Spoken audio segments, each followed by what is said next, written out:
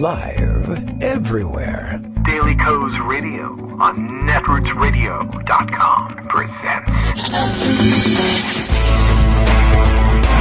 David Walton. Kagro in the Morning Show.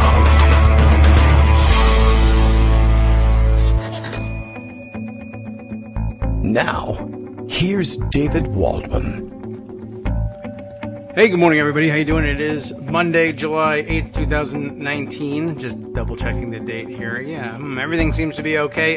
We're in a bit of a major storm here, so hopefully everything will hold steady and we won't be knocked off the air by lightning strikes at any point.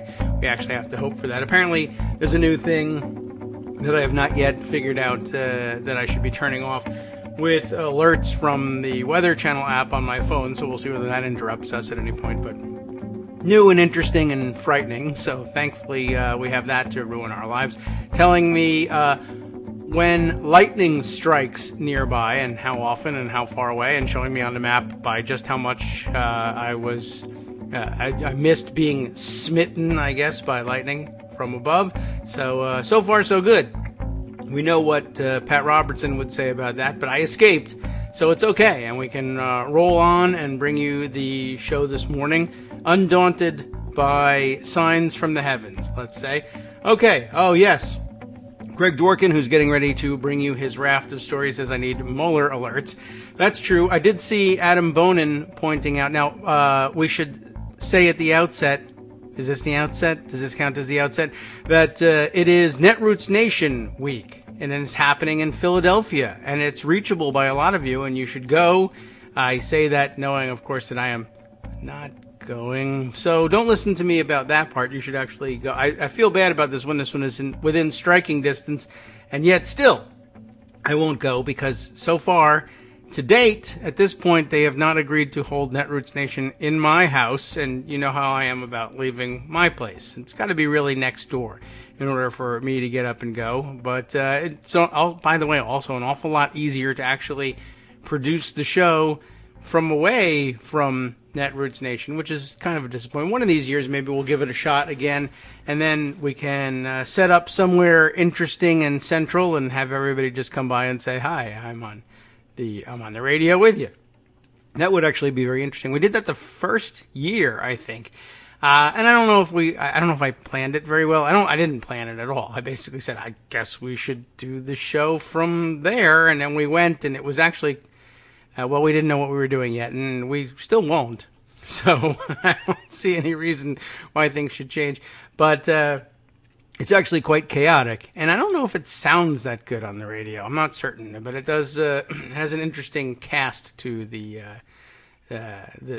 general sound makeup of the show. Sounds like you're on a convention floor, which you are, but it's a difficult thing to do, particularly if you change time zones. And here we weren't changing time zones. It's just a matter of I haven't been in a long time, and it takes planning and stuff. And then at some later point, it became clear that without Netroots Nation blocked out on the calendar, I made plans to do a lot of other things that are going to make it difficult, but not impossible, to attend. I hope you'll be attending and can tell us about what's going on, and maybe we can field a couple of field reports and calls from those who are going to be on hand and give us some flavor for what's going on. I do miss Netroots Nation. Though I don't miss the schedule very much, I must say. All right. Well, at any rate, lots to catch up on. I said I saw Adam Bonin saying he's never, this is the first time he said that he was going to be doing a panel during which he would need to deputize someone to watch Twitter and make sure that the story, that the issue that they were having the panel on didn't change entirely and get stood on its head while the panel was ongoing. And it may just be about that. Actually, he's doing a panel about the census, defending the census as the next Democratic battleground, which may have been a topic when it was selected that people didn't realize was going to be quite so, let's say, hot at the time of Netroots Nation. So things are certainly popping there. Some amazing stories. I'm sure we'll review some of those with Greg. Jeffrey Epstein arrested over the weekend. Lots of interest in that, of course. And apparently, if you are a Democrat, and I guess that you are, or at least you're Democrat friendly if listening to the show. Your role today, I think, if I understand the newspapers correctly, you're supposed to be panicking about what if a Democrat gets in trouble because they're involved in Jeffrey Epstein's horrific pedophilia ring. And that's what I'm told. Now, every Democrat that I've ever come across in regular discourse had spent the weekend saying, oh, wait a minute, I don't care about that. If somebody is caught up in it, I don't care who they are, throw them in jail. But it's persistent. I keep picking up either Twitter or the newspaper or newspaper people tweeting on Twitter, and I'm told incessantly that you are very worried about this. So I'm here to tell you, calm down. It's going to be okay. Even if your favorite person ever, I guess, turns out to be a pedophile. That's a difficult thing to deal with, to be sure. But I think I know in the end what you'll say about it. Geez, that's a shame. They, I guess, will have to go to jail. Now, if you have a different opinion on that, I guess let us know. We'll probably yell at you and ignore you and say, no, people like that have to go to jail. But I just wanted you to know I am fully in touch with all of you, and my finger is on your pulse. I understand how frightened you are and the plans that apparently you're making to cover up everything, and that you're willing to embrace Donald Trump just to protect your favorite person who may possibly have been influential in Democratic politics either now or at some time in the past. But I think you'll all have to work on letting it go. So here's Greg Dworkin to bring us other news that we will pay attention to, and then, if necessary, let go later in the future. Good morning, Greg. How are you? Good morning. So why were you reading from Alan Dershowitz's Wikipedia page? I was changing his Wikipedia page to, I don't know. I'm not sure. You should be panicked because yes. All those underage women, by the way, a reminder, of how we got here with how do we got here? With the indictment Twitter and with Jeffrey Epstein. Yes. Okay. Is that back in the day, in the 2000s, 2006, whenever this was actually set into motion in regard to plea deals and stuff like that. Jeffrey Epstein's defense was not all of this stuff is bogus and wrong. Oh. His defense was, and I'll read from a Daily Beast summary back in May of 2019. He's never denied girls came to the house, Jack Goldberger, Epstein's defense attorney, told the Palm Beach Post in July 2006. But Epstein didn't know the girls' ages, Goldberger said, and took a polygraph test to prove it. He passed on knowledge of age. Okay? In court filings responding to victims' lawsuits, Epstein said each teenager, quote, consented to and was a willing participant in the acts alleged, end quote. I love lawyer talk. And that he, quote, reasonably believed, end quote, that they were 18 years old during the alleged acts.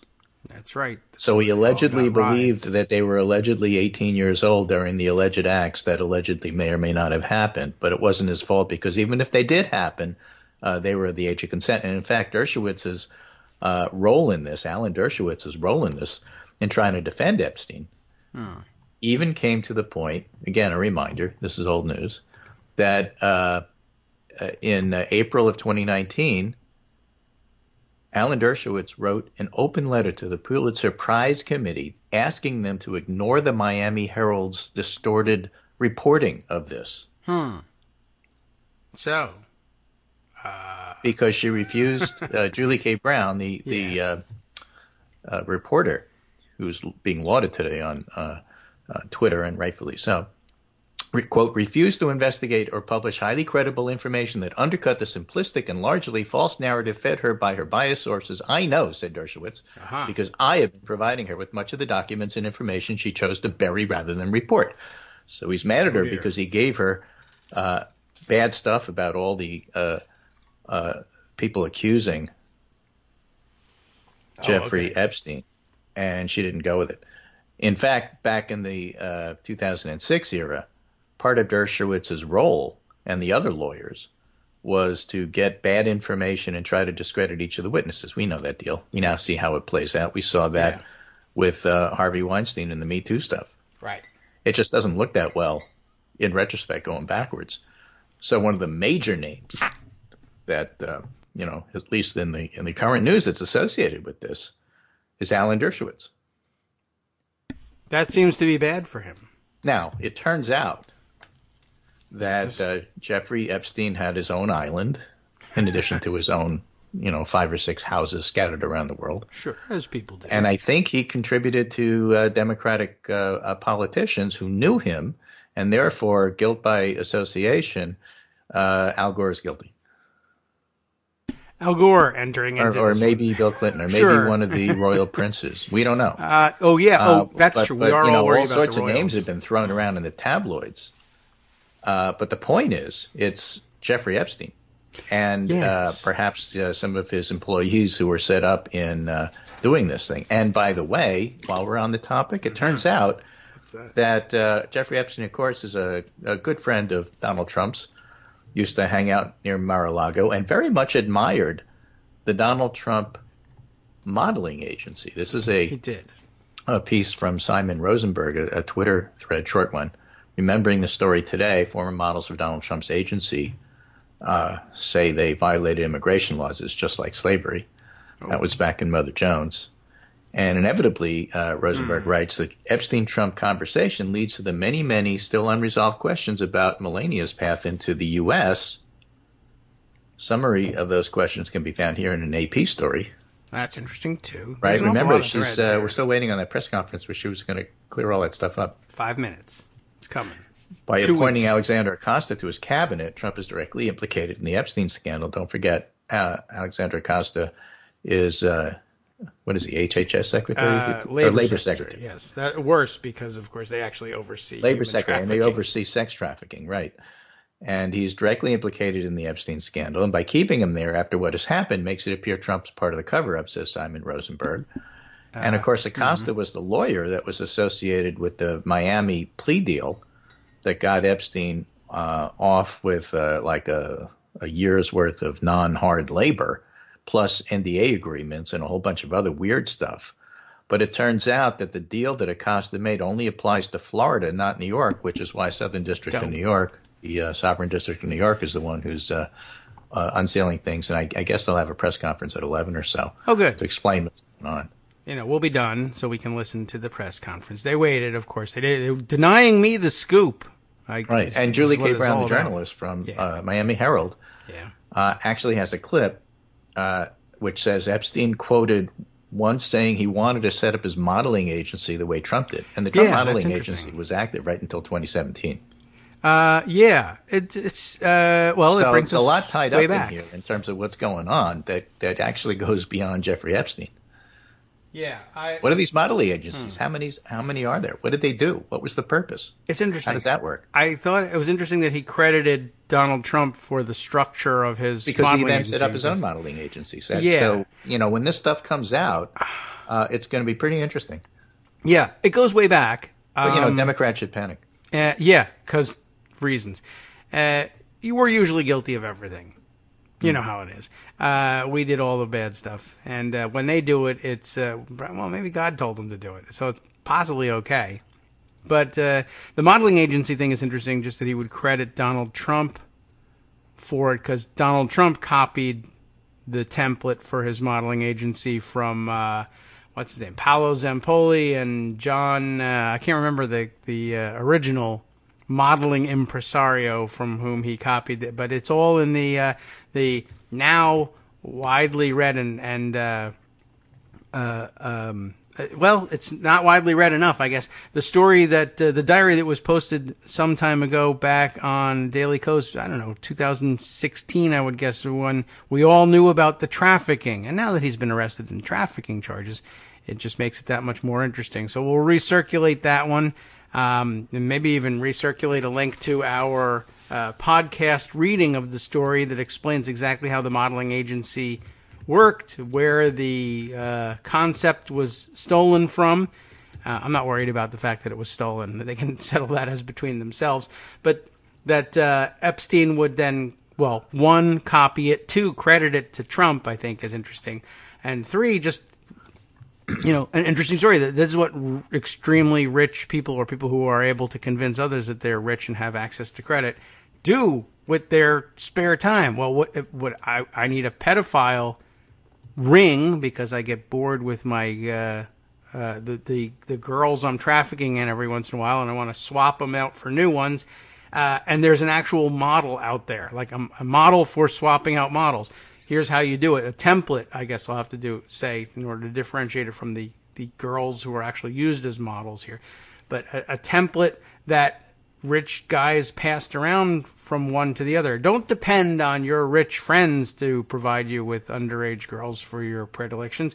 Set up your own modeling agency and import them directly. Cut out the middleman, if you will, and import them directly. So, yes, that, and I also noticed the New York Times proceeding rather cautiously on this. This is all very bad for Donald Trump, and he's tied into this because Alexander Acosta. That's true, but also Donald Trump is tied in there because Donald Trump liked to hang out and party with Jeffrey Epstein. That's the problem. Well, and that Trump had his own modeling agency, which Epstein modeled his on. That's like a bigger problem. In other words, I guess since I didn't say it, Donald Trump did the same thing as Jeffrey Epstein. They are peas in a pod, and you will find... we don't know that, but it would be irresponsible not to speculate. Yes. But I do know that. And you know that as well. And so do all of you listening. And I just thought I would... you can needle yourself and pester yourself with your conscience. Well, it doesn't matter because he's dead, right? I mean, that's true. I mean, that's why it's easy to say all this stuff.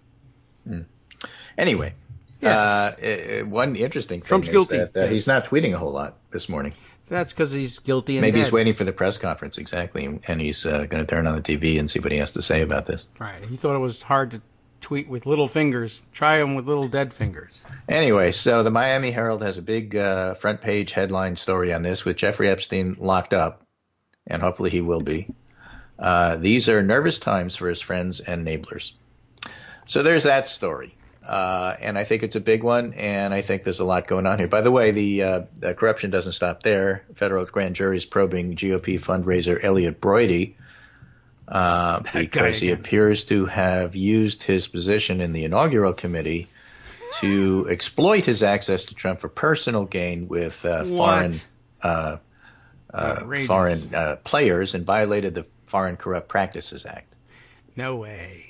A statement released to the AP by Broidy's attorneys, and Broidy's no stranger to sex scandals, said at no point did Broidy or his global security firm Serkinus have a contract or exchange of money with, quote, any Romanian government agency, proxy, or agent. Right. Who said they did? It also said that while Serkinus did reach an agreement with Angola in 2016, there was no connection whatsoever to the inauguration or Broidy's role on the inaugural committee. Wasn't he one like the RNC Finance co-chair or something like that? Yes, he was. And any implication of the contrary is completely false. The statement said, and any reference to the GOP is completely coincidental. Said Michael Cohen.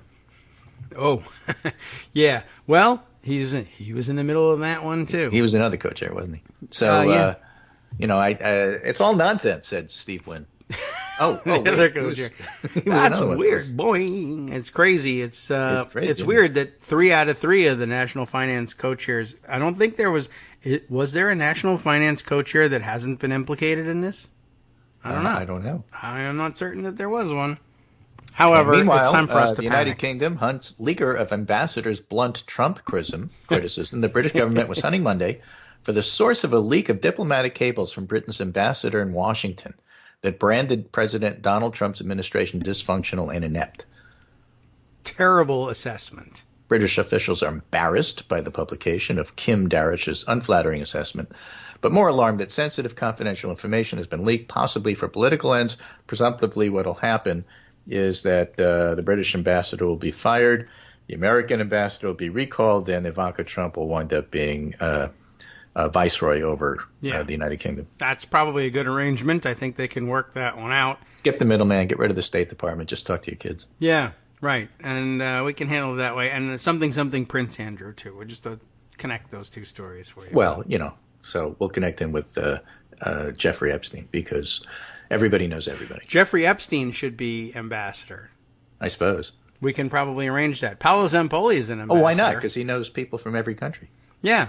Right, if absolutely. you happen to be under 18 and female anyway. That's the part of the model that they got from Paolo, who's still out there as some sort of UN special rapporteur and I think ambassador extraordinaire from some Caribbean island that sold him a passport. It's a very interesting situation. These guys really have some and weird by the way, things going not on. to malign and besmirch the British royalty. Yes, but we should do that. Tabloids in England have associated the royal family with Epstein as well. So there's all sorts of weird stuff going out there, and who knows what's true and what's not true. But the libel laws in England are a lot stronger than here. So I don't know. Yes, remember we were going to loosen those up here in the United States, Donald Trump said. So I guess around the time the wall gets done, look for that to happen after Infrastructure Week. Anyway, I think my guiding model here is Chris Hayes. Well, there's two guiding models. One is Chris Hayes, who says, finally, we found the two things that unite us all, the U.S. women's national team and indicting Jeffrey Epstein. And that's true. Those two things, in fact, do unite the country without question. Yes, Democrats are worried terribly about both of them, I think. Yeah, I suppose. But let's see if I could find it. There was another very good. Did we mention Mad Magazine? No, we didn't. I mean, I don't think so. It's closing down. Maybe it's not going to be publishing anymore. Yes. So those of us who grew up on it, What Me Worry, Alfred E. Newman, that sort of thing. Yeah. You had to explain Alfred E. Newman to Pete Buttigieg. Right, because of his age. Mad Magazine is not going to be publishing new information anymore. And they'll just publish old stuff until their subscription obligations run out. And then they're closing, which is really too bad. End of an era. But getting back to philosophy, Ian Dunn, one of the British commentators I follow, had a wonderful philosophy I thought I should pass on because I've totally adopted it even before he wrote it. Oh. Wow. He says, I'm not saying I was wrong, of course, just that there may have been some erosion in the degree of how right I was. I sent this to Armando. Oh, yeah, he's using it already. Well, he's always used it. And I think we all should use it. He did it first. It's a great philosophy, and I think it's really the tactic we should take. Republicans take that all the time. Democrats apologize. Yeah. And Republicans say that, of course I was right. I'm just not as much right as I was a couple of minutes ago. But hey, things change. Yeah. Well, I have my own formulation of it from sort of the opposite. I approach it from the opposite direction, and I tell people that sometimes them, that they are pre-wrong. Yeah, you're wrong. It just appears now that you're right, but at some point in the future, eventually you'll figure out that you were actually wrong, and I'm just letting you know now. So the other two stories that are not as big and current as the women's soccer team win and the fact that they're suing Equal Pay, and that lawsuit, in fact, will take place and move on. Good, everyone's here. And, the fact that they may or may not wind up being invited to the White House and they may or may not go is all part of that. Yes. And then, of course, the Jeffrey Epstein story, which is breaking and evolving as we speak. The other two stories that are percolating that really haven't changed, of course, is the Democratic primary and the consequences of that debate a couple of weeks ago. Right. And at the same time, the baby jails and all of the public information, including pictures and accounts, which every single day has been covered in the news and actually wasn't a one-day story. So I think all of that is interesting as well. The economy's doing okay. Trump's numbers really aren't up, even though the press says they're up because they have to say something. But looking at 538 and Real Clear Politics aggregate numbers, everything's exactly where they were. It's interesting because the academic detail that the economy doesn't really affect presidential approval and hasn't for the past 6-8 years hasn't really gotten into the media yet because they keep saying every time Trump gets a number that, the economy is helping him with his improving numbers. And when they don't improve, they don't say the economy isn't helping them. They never say that. Right. It's just that if the number ticks up 2 points, they have to say, it's the economy because they're trained to do that. Yes. James Carville trained them. There. It's Pavlov. You ring the bell and they salivate. But if it turns out the economy is good and Trump's numbers drop, people don't say, oh, the economy is hurting him, or that the economy doesn't make any difference. They simply turn to something else. It must be some other reason for why. Well, but actually it's because there's really no correlation. Well, yeah, we have been trained in a lot of weird economic concepts lately, like one, that the stock market equals the economy. That's one Which thing. also isn't true. Yeah. The fact that business leaders are panicking about a coming impending potential recession and slowdown doesn't get in the news. True. Inverted yield curves and all this other stuff. Well, that's like complicated. Yeah, you know, numbers. We don't understand that. Who won the baseball game, the soccer game, what have you? Yeah, that we get. So, you know, all of that is, we won, by the way. In the background. The fact is, Washington Post came out with some pretty interesting poll data over the weekend. All right. And in fact, that data shows that Trump has a fairly reasonable approval rating, but most people don't think he's presidential. And because he's been in the news every single day for the past 3 years, people already made up their mind about that. So you're really not going to see much change one way or the other. He's got pretty. But you can't say that every day if you're media, because that's not interesting. Yeah, I guess not. And they'll if you that won't give clicks. That won't sell papers. Yeah. So that's interesting. At some point, you have to come up with fake news, you might say, in order to sell newspapers. How interesting. Or at least fake the basis for the news that you are reporting.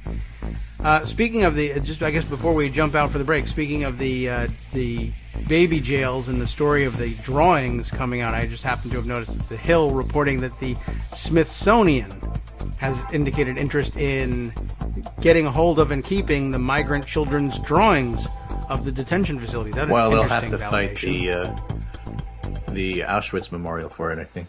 Hi, it's me, David Waldman, your host for Kagro in the Morning, with a brand new interruption to say thanks to all of you who support the show. Remember when I told you that our average monthly donation was about $7, for which you were getting 2 great hours of news and entertainment 5 days a week, and how that came out to about 70 cents an hour? That's a pretty good deal, except it's wrong. The math actually works out closer to 17 cents an hour. It is hard to beat a deal like that, and even harder to send your kids to college on it. Thankfully, Patreon.com makes it easy to make that work. Patreon, Patreon.com, is the simple, secure way to make recurring monthly contributions to support our show. Just search for me or the show name on the site, and they make it easy to crowdfund the show so that the power of our numbers can keep the show going for just a few bucks a month. Once again, thanks so much for all your support.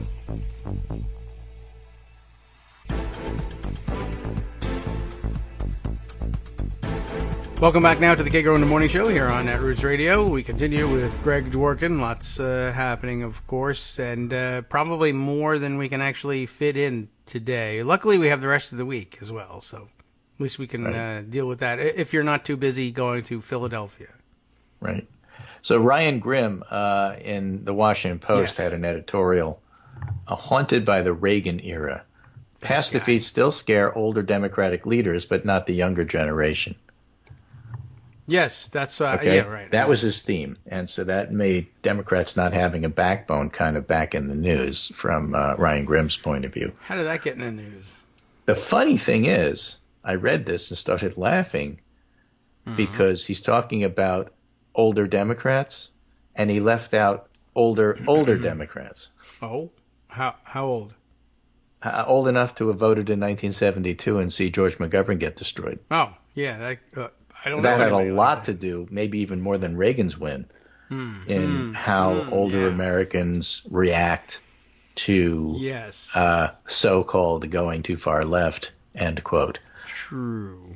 Yeah. Right? And so that set the predicate for what happened when Reagan won, which just reinforced, that if you don't have a good candidate, you're not going to win, which was the proper takeaway.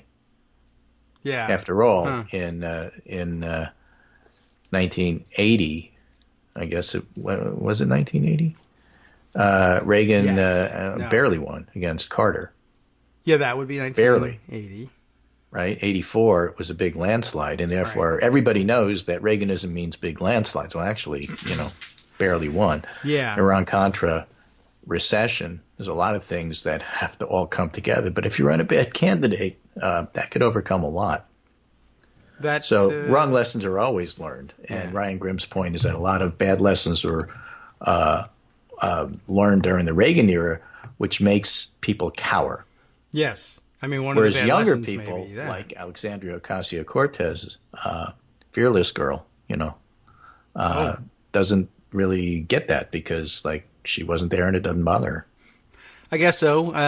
Which is one good reason for turning generationally over the keys to the car. That's the argument. There was even more discussion about that. Someone positing that, or I think she herself may have said, I always, what did they say? Treat Republicans like buffoons because that's all I've ever seen in my entire life. They've acted like it.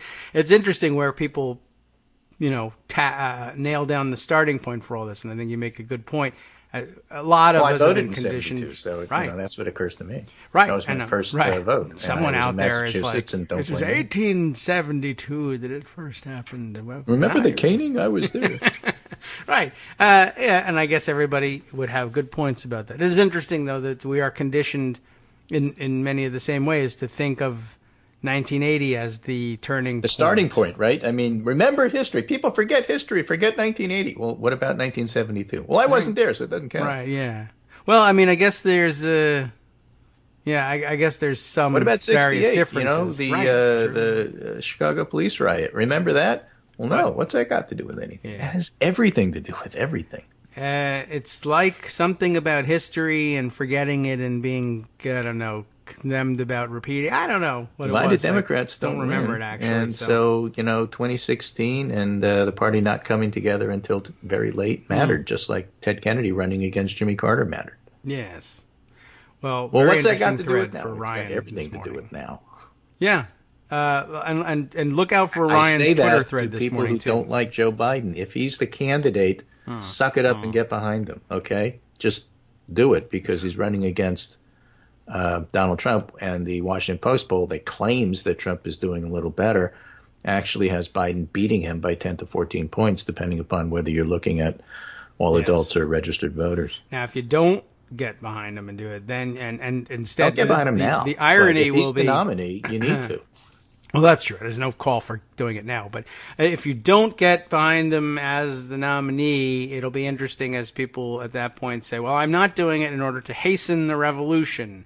And this will be the turning point. And everyone will forget that the hastening the resolution turning point was last time.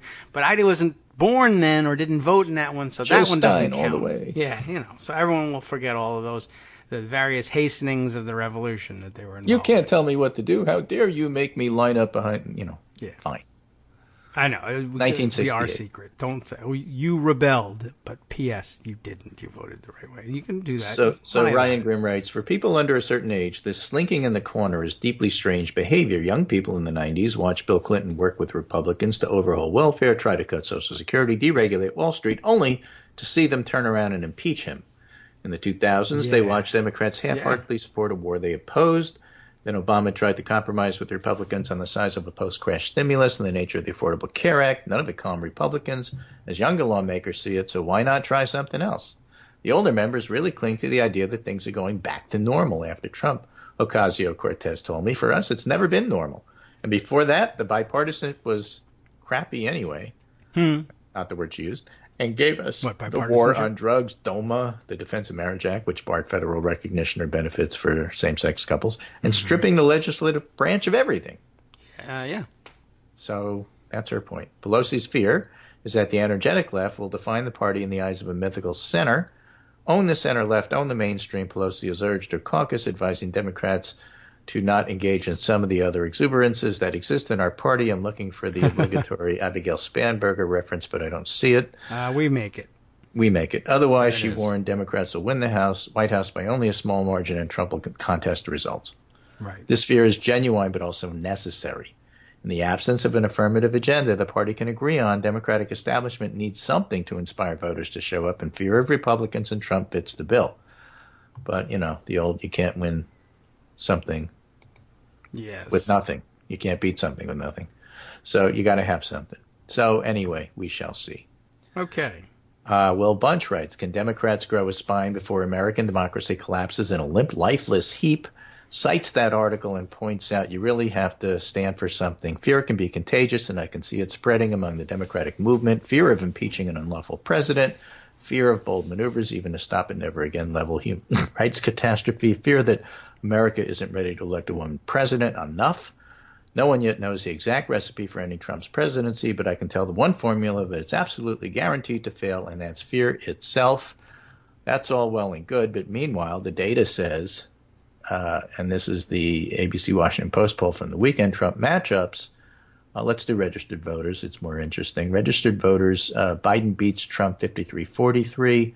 Harris beats Trump 48-46. Warren ties. Bernie by 1. Buttigieg ties. A socialist. They just ran a generic socialist. A socialist? Yeah, a Adam socialist. Albert socialist. Okay. A socialist. Trump wins 49-43. 49-43. Okay. Which is actually pretty close, but interesting among all adults. Should change his name. A socialist ties Trump. Okay. Right? Buttigieg loses. What? No, excuse me. He wins 48-44. Okay. Sanders is ahead by 6. Warren's ahead by 7. Harris is ahead by 8. But he's a socialist. And Biden's ahead by 14. So Biden is dominating Trump no matter how you slice it. Harris and Warren leading with all adults but tying with registered voters just proves the point that you have to go out and register people. Yes, that's true. If you don't register them and they don't vote, you don't win. Another major point in this morning's Ryan Grimm Twitter thread about the op-ed, by the way, if you happen to see that one, grabbing an old Jesse Jackson speech about that subject and the 1980 election, as you were pointing out, having been a rather narrow one. Mm-hmm. Good. Well, he got all the right points, according to me. Yes, there you go. And what else do we really need to know until someone else calls? Meanwhile, the New York Times has this really nice piece here. Yes. Alexander Burns and Jonathan Martin, who are often a combo on political stories, and one of the few good ones. Okay. Warren and Harris rise in Democratic primary, challenging male frontrunners. How dare they? And they cover when Beth Krerowitz began reviewing the platoon of Democratic presidential candidates, and her viewpoint is from Las Vegas. Her first instinct was to back Joe Biden, whom she saw as the strongest opponent to President Trump. But recently, she began to have second thoughts. So this week, she trekked to a community center not far from the Las Vegas Strip to watch Senator Elizabeth Warren of Massachusetts detail her plans for reshaping the economy. Sounds like a good idea. Ms. Krerowitz, an executive assistant who's between jobs, said she was now leaning heavily toward Warren, Kamala Harris, second choice. I want someone who I know will stand up and has a backbone. They're both strong, very strong. I would love to see them together, but I think Elizabeth has the experience. In the span of just a few weeks, voters like her have pushed the race to new, highly uncertain phase, propelling a pair of women toward the top of the Democratic pack at the expense of the one-time frontrunners Biden and Sanders. Neither woman is yet in a position to take control of the race. Biden and Sanders retain considerable advantages, most notably the backing they enjoy among working-class voters and their significant financial reserves. And they're not likely to see the support simply melt away. Now, it may be that neither of them are the nominee in the end, but they'll be around for a while. Harris and Warren will be around for a while. And they're the four that are going to wind up, I think, being in the mix when all is said and done. Interestingly, Politico is putting out stories about Democratic operatives now viewing the large field as fairly immaterial because half of them or more are going to melt away after the July CNN debate. Oh, okay. Well, so even by the time we get to Iowa, there's not going to be 20 people running. There'll be 5-6 people running. 4 months before Iowa. Yeah, all right. Well, I think that's kind of how it usually works, especially when you have 25. Since we're at the beginning, don't worry about, and Democrats worry, don't worry about 20 running. Don't worry about whether Biden is ahead or behind Harris or Warren at this stage, at this point. Put together your strongest candidacy, and the voters will decide. Why? Why would it be up to them? Well, it's better to have it up to them than to have it up to people who are cowering from Ronald Reagan still. True. Super delegates. I Exactly. hate you guys, who even though you've never actually done anything. But okay. Now they won't. Oh, here's another story that probably needs at least one piece of coverage, and that is what's going on with the census. Justice Department to replace lawyers in census citizenship question case, again from the New York Times. The Justice Department announced on Sunday, a very active time to announce such things, a summer Sunday, right? That it was replacing the legal team defending the Trump administration's effort to place a citizenship question on the next census. I think they did that during the soccer games so nobody would see it. Yes. A change that is all but unprecedented in legal battles, as consequential as the one over the 2020 headcount. The department said in a statement that it was, quote, shifting these matters to a new team of civil division lawyers going forward, end quote. It offered no explanation for the change, which came on the heels of an extraordinary week and a year-long clash over the issue that's raised concerns about whether the department's arguments for adding the question could be believed. Actually, even the Supreme Court said that they lied. I don't know what's wrong with the New York Times. Yeah, they don't really have that story or any other one down. I don't know. New York Times is doing its thing, and it strongly suggested, said the Times, that the department's career lawyers had decided to quit a case that at the least seemed to lack a legal basis, and at most left them defending statements that could well turn out to be untrue. Maybe they don't want to put too many lies in the same story. The department is changing its story, and they are putting forth a new. Well, I don't know if they're putting forth a new theory. They kind of have to in order to make things work. That's what the court said. I don't know whether they're actually doing it. And that was the assumption. I will say that the New York Times is not out of step with a lot of other opinionators and pundits in guessing that this means that the current legal team refused to go forward. But I'm not positive that is the case. Well, here's a quote. It says it is. Justin Levitt, a former senior official in the Justice Department under Obama, said on Sunday, there's no reason they would be taken off that case unless they saw it was coming down the road and said, I won't sign my name to that. Yeah. The alternative theory is that the whole case now turns on convincing the court that their new theory isn't just a lie. And that will hinge greatly on the court saying, I remember you. When you were here last time, you told me X, and now you tell me not X. I think you're lying. To which now the department can answer, but I wasn't here. It wasn't me. It was someone else, and they're not here. I'm here now, and I tell you, I always thought this was the case. No lawyers from the department's federal programs branch, which customarily defends the administration's policies in court, would be working on the census issue. Right. They're all taken off the case. They are out of people who can credibly go there and say, I didn't say that, because they did say that. Now they need people from, as it turns out, Consumer Protection Division is going to be handling this case, which makes sense. Why don't they get it from the people who do sex trafficking? They are also busy, and they're all in New York. Oh, they're busy. I forgot about that. They are. Lawyers who have been working on the case apparently concluded that they face three problems. Apparently. Yes. They had apparently told this apparent Supreme Court that they were up against a strict deadline of June 30th for printing. Yes. There were difficulties in finding a new justification for the question that would not seem invented out of whole cloth. Boy, they go out of their way to say that without saying that they're lying. They're trying to avoid saying they're lying. They're really working hard at it. It's all textiles. Invented out of whole cloth. I like that one. Yeah. They may have also concluded that there was no way to move speedily enough to restore the question in any event. Given the constitutional statutory framework seemed to require a lengthy administrative process before new questions may be added to the census, and the change in the legal team appeared to signal even deeper problems to the administration's effort to put the question on the next census, a proposal that critics have assailed as an ill-disguised plot to manipulate the final headcount in ways that would benefit the Republican Party, I would add, according to the people who came up with the question. Yes.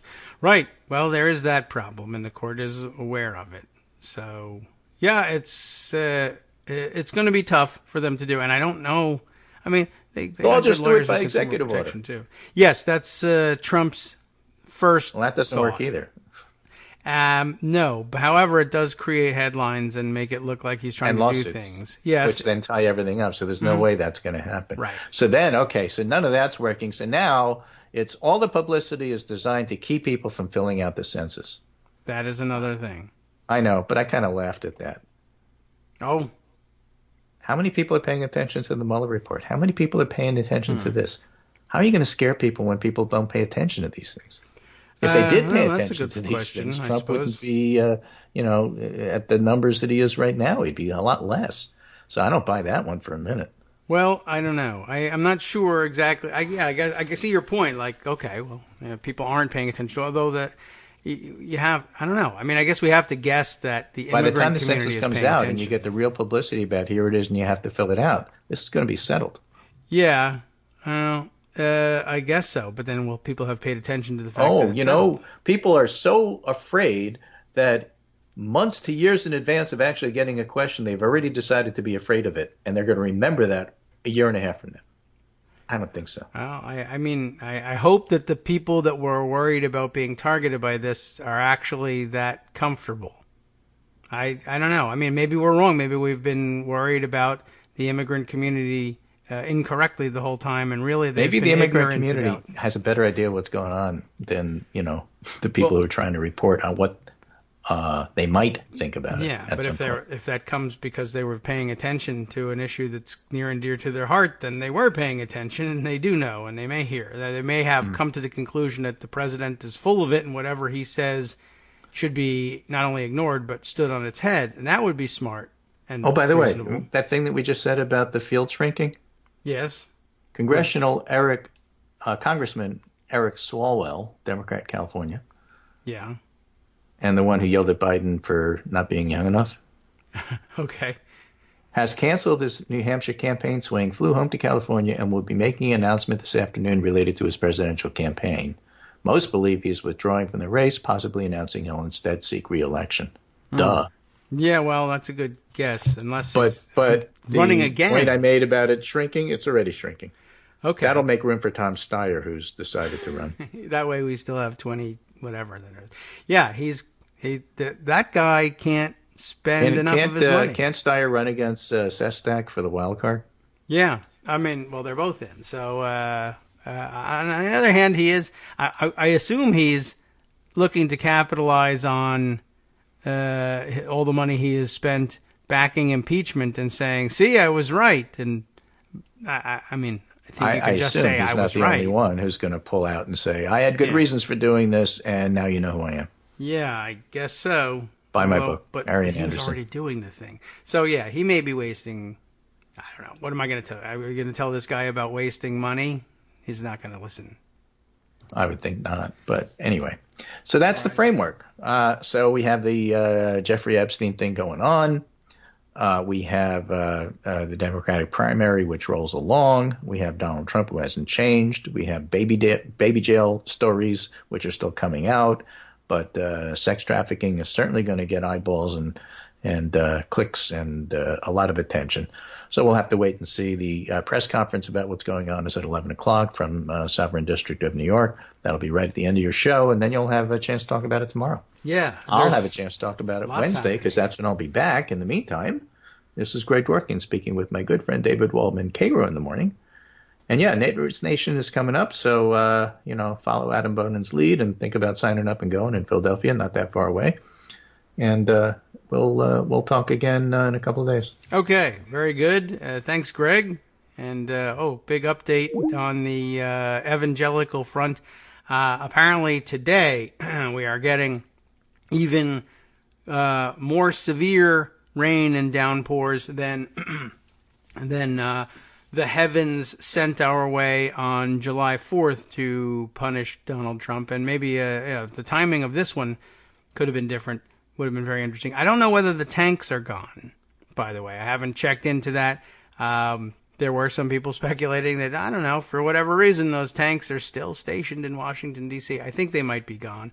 They never took them off the trailers, which I thought was wise, actually. I mean, it looked a little bit dumb, but it was actually very smart of them, and I think the best way to get things in and out of D.C. with the minimal amount of damage. So I guess we can we could tip our hat to somebody. I don't know whether they were inside the Trump administration at any level worth mentioning, or whether it was lower level functionaries who convinced everybody, the tanks are here, you got the show out of it, let's at least handle things this way. Somebody did things relatively competently, and I think they got away with minimal damage. On the other hand, the streets are flooded, which was the worry about driving tanks through the streets when the worry was breaking the water mains beneath the street and causing flooding.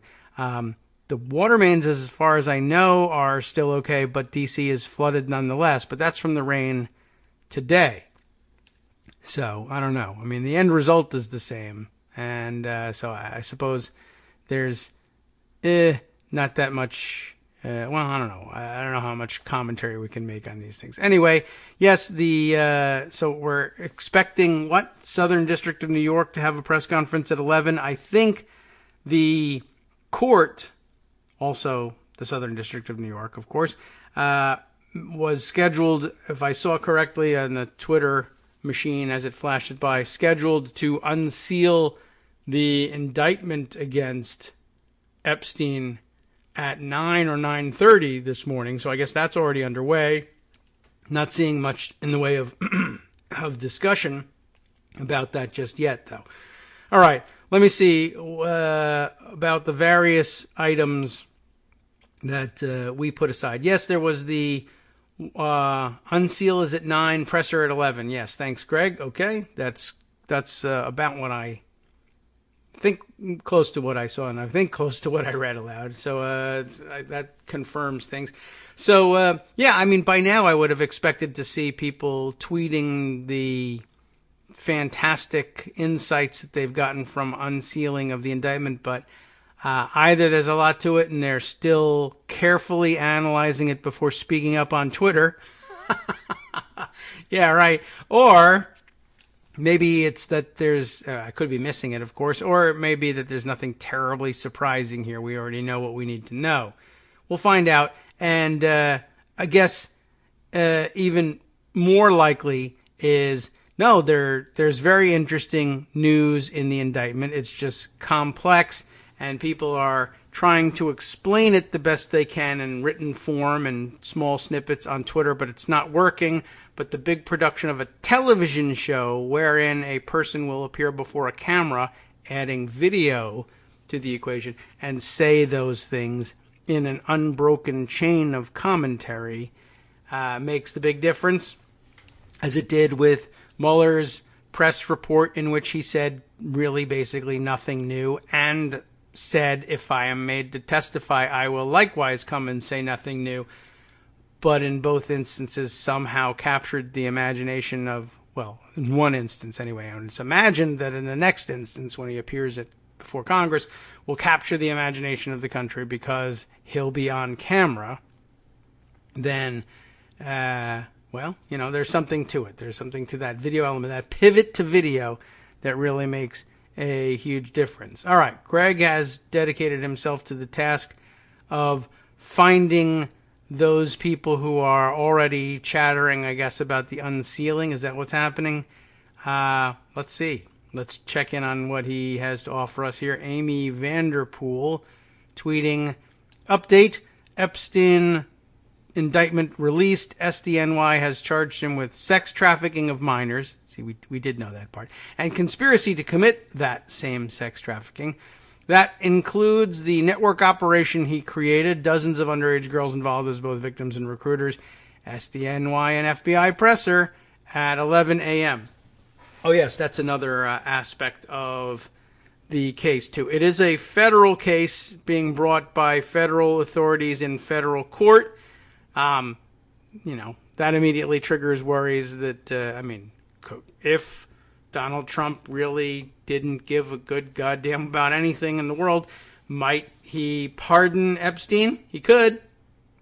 Would there still be state charges that could be brought in New York or Florida or elsewhere? Maybe. I don't know. But we're not at that point yet.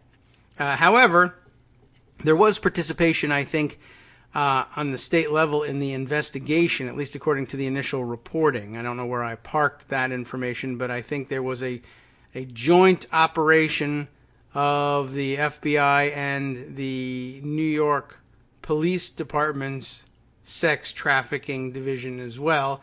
But prosecuting the case has so far been left up to federal authorities. So, some danger there. Let's see. What else has Greg sent us here? Another update. Let's see. Here is the link Amy Vanderpool provides for us. Link to the 15-page indictment just released against Epstein by the Southern District of New York, FBI and SDNY to hold that press conference once again at 11. I'll click to it, but I'm betting that there's nothing here that's going to surprise us. 15 pages. Is that better left to others to parse while we go through other stories? I think so. At the very least, it's something we can deal with tomorrow, or see if it's...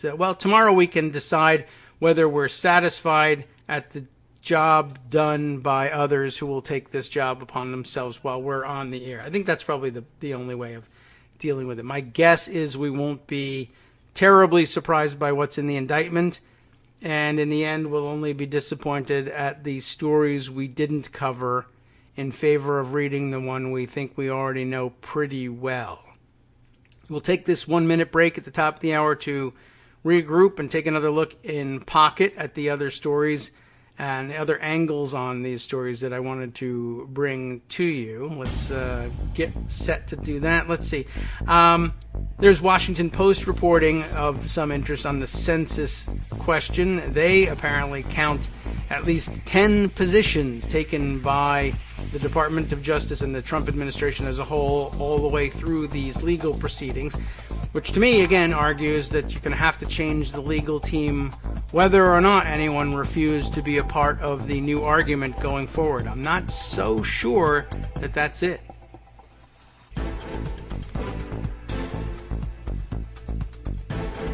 Welcome back now to the Kagro in the Morning Show here on Netroots Radio.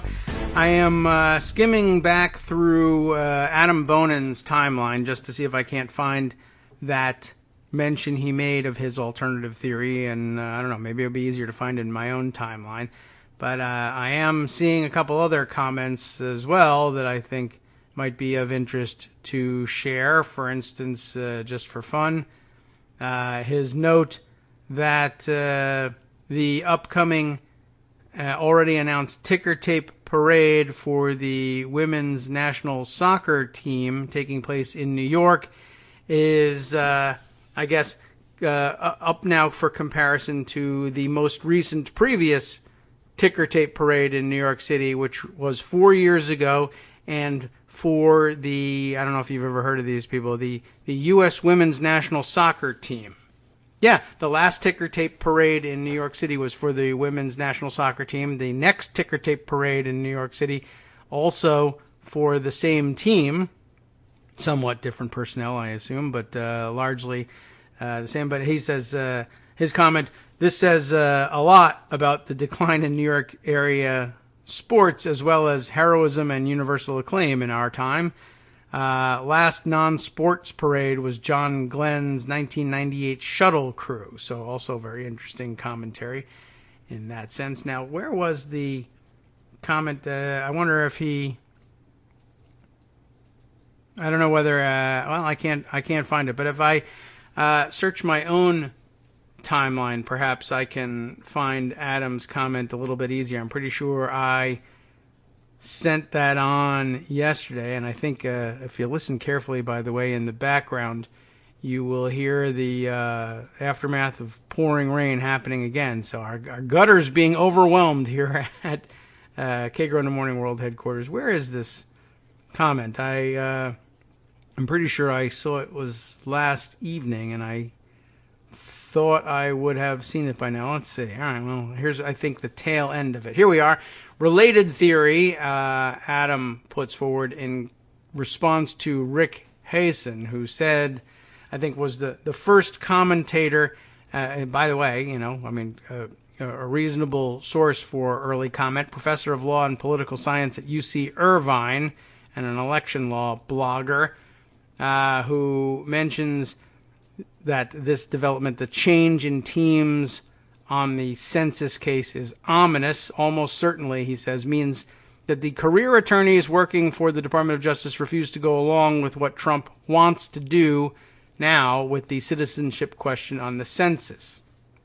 Adams' related theory, as he puts it, and I would say alternative theory, is that only new lawyers can, at least plausibly anyway, say, hey, I didn't make that representation, Your Honor. All I can tell you now is whatever it happens to be, in response to the estoppel arguments on the printing date, and probably a few other representations as well. But yeah, that's where I think where the printing date comes back into things.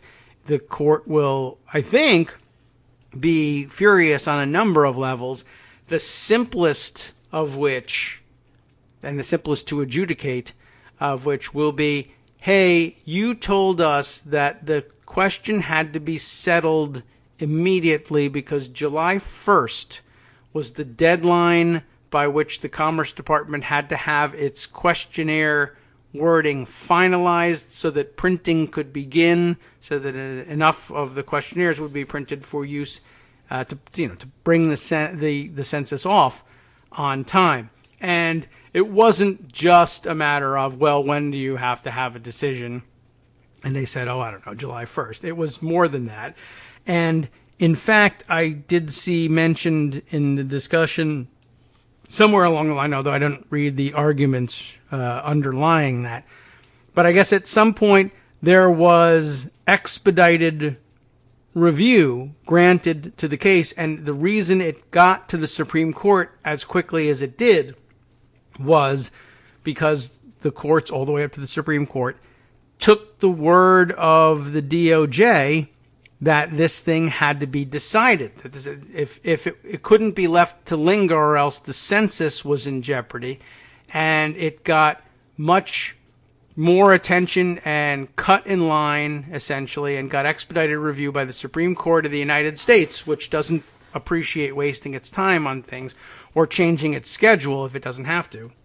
They went out of their way to consider this case and rule on it in hurried fashion before July 1st. And now it turns out that the very reason that they even got to bother the Supreme Court at all at this point was because they were, lying about this drop-dead date.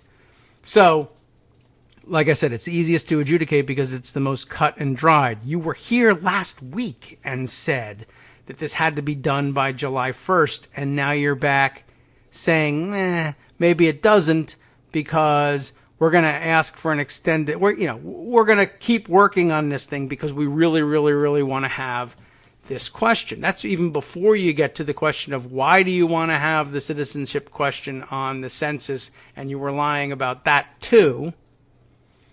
You can't even get to that question without asking, why are you even here?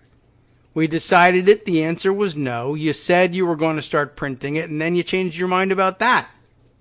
So the first question off the bat is going to be, why did you lie to me? And if it was the same legal team, they would feel very embarrassed and possibly hamstrung in offering up the next ludicrous explanation for the second question, if they even got there, of why do you want this census question to be on, the citizenship question to be on the census, and is there a non-racist, non-partisan answer for it? And so before you even get to that question, why did you lie to us about the timing? And this is a great way to get around that and say, I didn't lie to you about the timing. Well, now people think that will backfire, and they may have been right in normal times, and they may turn out to be right in this time too. But normally the courts would say, now, it doesn't make a difference that you're actually a different person than the person who represented the United States last week in this question. This is you're representing a client here, a position. The defendant in this case is the United States government, the Department of Census, or the Department of Commerce and the Census Bureau. And the fact that a new a new human unit has stepped into the shoes of the previous human unit that did the law talking stuff here in front of us last week doesn't make a difference. You're still bound by the arguments made in those filings. Though it's true, we did give you another opportunity to come up with a different excuse for putting the question on. We didn't say we were going to give you a second crack at explaining what the drop dead deadline was, but you're assuming we will because otherwise, what are we doing here? It may just be that we're here to punish and sanction those lawyers. Now, that would be another good reason to, because that does come down on the heads of particular human units. And if they're not there before the court to sanction, they'll have to wait for another day to call them in for that. And so they may escape the personal rebuke that was likely to characterize the opening moments, at least if not the first hour, of whatever proceedings take place in the courts next on this question. So normally it backfires and you say, no, you don't get to pretend that the slate is wiped clean because the lawyer dropped dead or was struck by lightning or, absconded or refused to show up in court. This is the position of this party to the proceedings and you're stuck with it. Unless it doesn't. That's basically all there is to it. And that's the legal realist argument that Armando's been making all this time, that I've been making all this time. If the right people decide that it doesn't matter and that having new representation in the form of a different human unit before the court just does make a difference to them, and they're willing to say so and proceed as though it does, then it does. It should backfire, but they might decide that it doesn't. Although they might decide for a number of reasons. They might decide that it doesn't because they're trying to save the administration, depending on which judge we're talking about here. I don't know if there's any real reason to believe that there's a sympathetic judge in this case. I don't think so. Hasn't been so far. And it might be just because they say, well, there are bigger substantive issues underlying this case, and we'll set aside for the moment the fact that I would like to get my hands on those rotten bastards that lied to me last week. But I'll wait for that opportunity for some future day and deal with the substance of the case first. And that may be all it takes to get away with it. I don't know how long that's going to last, but the judges may just as easily say, well, we reserve the right to address this question, to return to this question of sanctioning the human unit attorneys that showed up last time for some later date, and it remains an open question, but for now we'll settle this on substantive grounds. Or they may just say, forget it. The substantive grounds are the ones we want to talk about, and either ignore or consciously agree to simply let that part of the equation, let that part of the question slide and leave it an open question forever as to whether or not the court really would have sanctioned those human unit attorneys if they had gotten their hands on them in the future. We'll never know unless they decide to tell us exactly what they're thinking and why they're doing it. All right, let's see. A couple other notes here from Greg. Let's see what else we have to catch up on. Is this the Washington Post's report? It looks like it, on the unsealing of the indictment. That's going to be a better read, I think, than the 15 pages. And let's see. Also something about the D.C. weather being noted here as well. Seth Mandel on Twitter. This morning's D.C. forecast is repent with a 30% chance of it's too late. And that's about what it looks like outside here at the world headquarters. So let's take a look at the Washington Post story.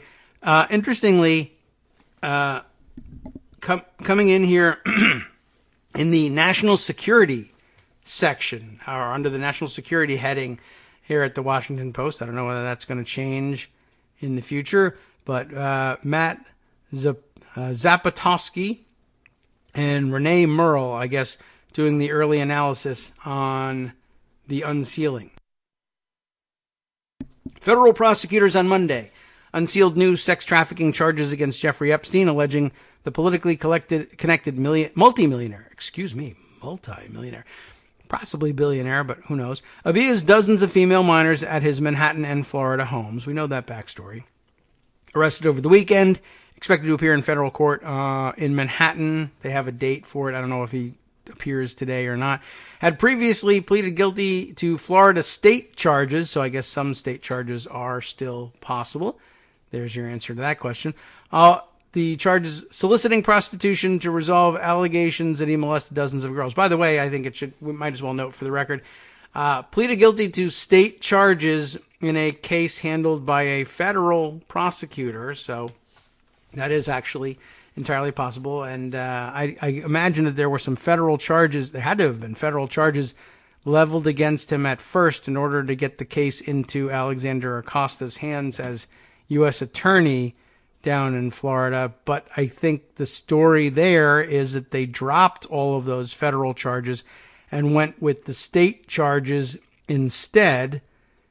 And that's when he got the sweetheart deal. By the way, just to remind you of the details of that, sentenced to 13 months not in prison, but in county jail, where he had an entire wing of the jail to himself. So he had no cellmates and no mixing with the general population of the jail, but not in solitary confinement. It was just they left him alone, but he wasn't in solitary confinement.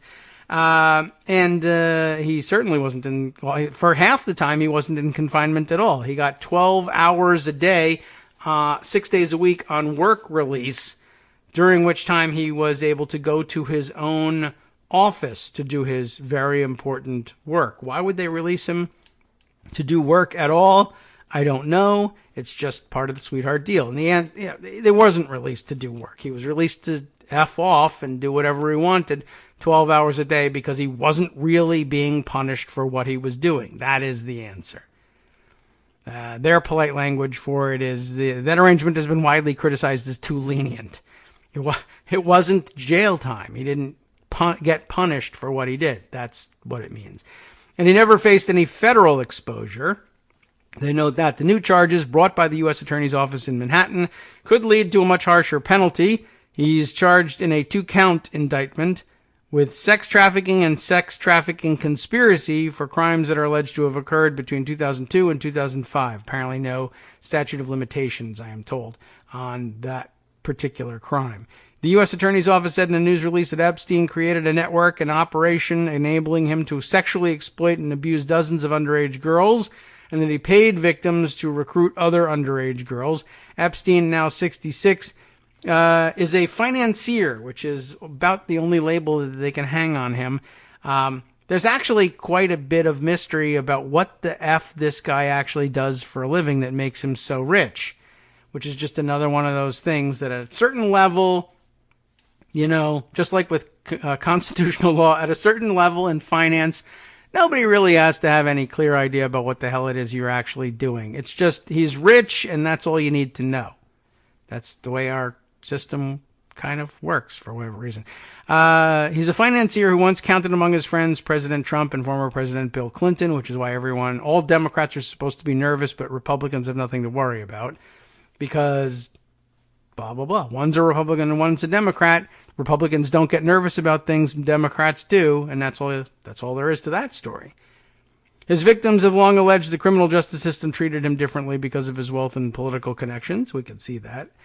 And his treatment has come under significant journalistic and legal scrutiny. The Miami Herald, for example, detailed in a lengthy investigative report how then U.S. Attorney Alexander Acosta, now Trump's labor secretary, shelved a 53-page federal indictment. Now, again, this is all big news. Everyone's knees are knocking for poor Jeffrey Epstein here. A 15-page indictment.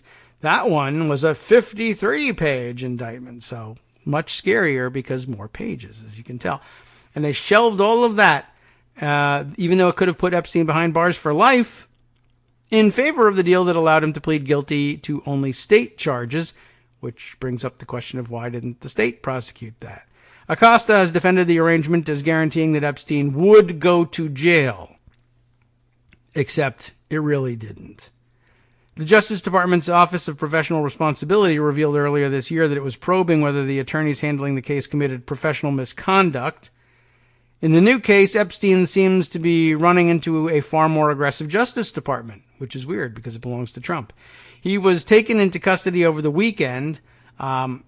Note on that subject, an interesting tweet from Southpaw, our good friend Southpaw NYC, or NYC Southpaw rather, on Twitter, noting about the New York Times coverage that it included what he said was clutch photojournalism from one of Epstein's neighbors.